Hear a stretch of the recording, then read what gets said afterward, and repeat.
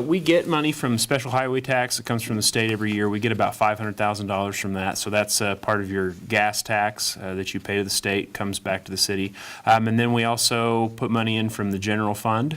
So we transfer about $500,000 from the general fund into that fund every year to do street maintenance. And then there's some other kind of minor revenue sources that come in. So mainly it's the gas tax, and then from the state, and then just general fund sales tax dollars. The major street repairs, which are not part of this, so like major street repairs like Allen Street, we did 42nd, 43rd, and 45th. Those aren't part of this program. They come at a different time. This is just the kind of minor stuff. So the chip sealing and just the pothole filling and that sort of thing.